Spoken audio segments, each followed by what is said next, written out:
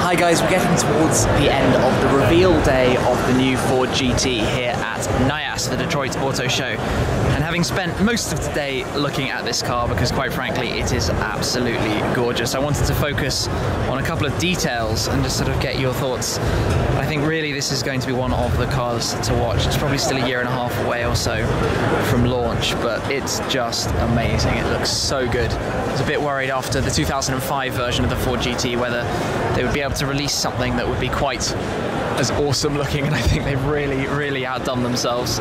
It's even better than we first imagined. So just to pick up on a couple of details, I suppose, a couple of points that you might not have seen or thought about, and the first of those is going to be these center mounted huge exhaust tips that quite frankly look like they're off a fighter jet or something. The design with those sort of the inner circle and the bits that connect them to the outside of that, and how high they are on the car and in the middle and just ready and raring to shout. You can see that the engine is there and you've got all the sort of very quick small exit way, so presumably at full chat it will sound incredibly good. When they started it up earlier and heard it bumbling around, it already sounded pretty good. Looking forward to hearing one out and about on the move. Next up, while we're still around the rear, the light design here.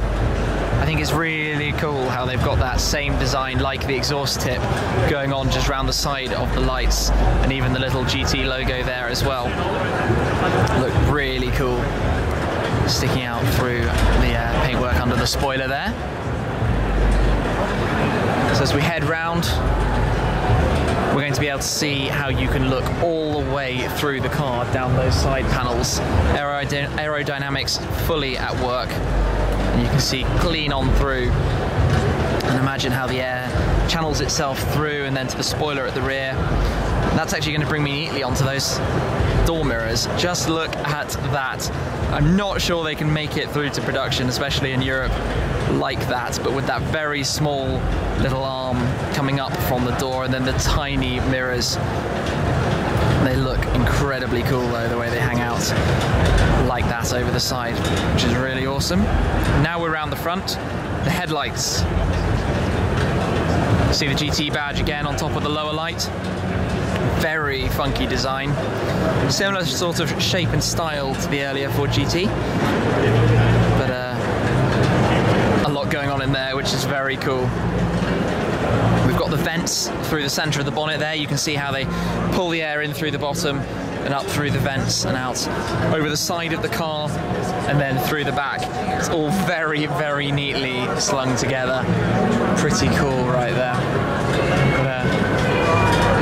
There's so much to look at with this car. It's such a cool design. And you've got all this matte effect carbon fibre around the front splitter and those sort of twists around there and then along the side skirt. And it's got an incredibly wide door sill when it was open earlier, so not so easy to get into.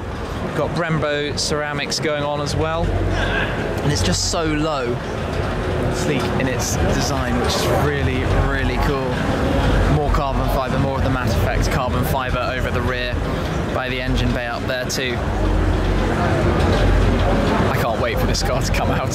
It's so nice. I'm not sure if they've got much by way of luggage space though, with those vents up through the front and nothing going on around the rear for sure. I think anywhere they could take space out, they've literally just dug space out. Probably doesn't weigh much as a result though. So cool. You can see the reversing camera there on the carbon diffuser. Under Ford Performance, this, the Raptor and the GT350R are all being released here as well. So while we're here, taking a look at that, and that profile is just immense. Let's whiz over this way where we've got the 2005 Ford GT. You can see there's a lot of continuity with the shape of the car from this model to the new one.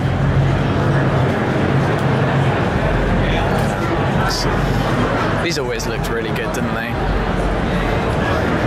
The sort of headlight style is very similar, the way it sort of digs in, the way you've got that air vent coming up through. If we head a little further back, we've got the original GT40, named because it is only 40 inches off the ground.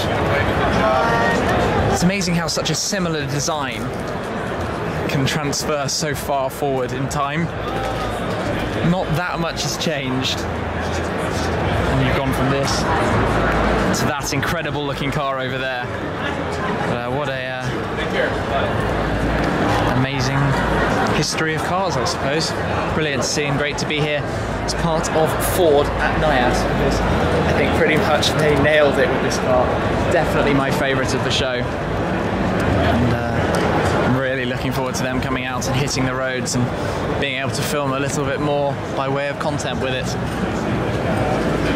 Breathtaking.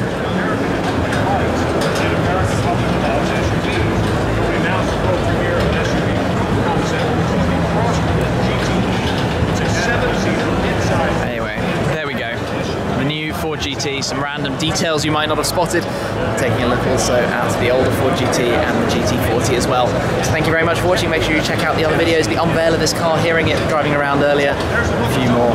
That's it for now though. I'll catch up with you again very soon. Cheers.